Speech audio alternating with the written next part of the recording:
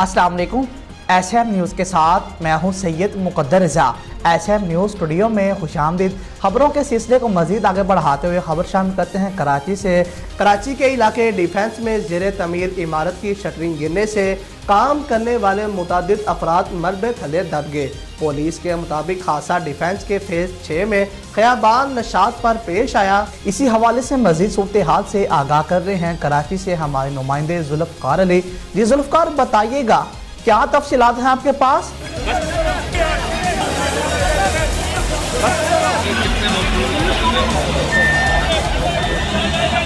जी देखें, ये डिफेंस खयाबान नशात का इलाका है जहां पर एक ज़ेरे तमीर इमारत की शटरिंग गिरने का ये अफसोसनाक वाक़या पेश आया है।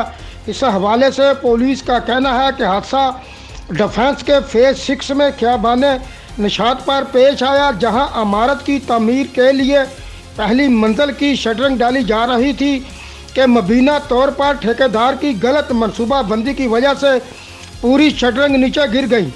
इब्तदाई इतलात के मुताबिक काम करने वाले 12 अफराद में से मतअद्दद अफराद शटरिंग के आहनी जंगले और मलबे तले दब गए। रेस्क्यू ज़राए का कहना है कि हादसे में एक शख्स की मौत भी वाक़या हुई है, जिसकी लाश को निकाल लिया गया है, जबकि दीगर को निकालने के लिए कार्रवाई जारी है। रेस्क्यू ज़राए का बताना है कि शटरिंग के नीचे से अब तक 3 अफराद को ज़ख्मी हालत में निकाल कर अस्पताल मुंतकिल कर दिया गया है। दूसरी जानब पुलिस का बताना है कि जाँ बहक होने वाला जो शख्स है वो ठेकेदार था, जिसकी शनाख्त हनीफ के नाम से हुई है। जी बहुत शुक्रिया जुल्फ़कार, तफसीलात से आगाह करने के लिए। अब तक के लिए इतना ही। मज़ीद खबरों के लिए देखते रहिए SM न्यूज़।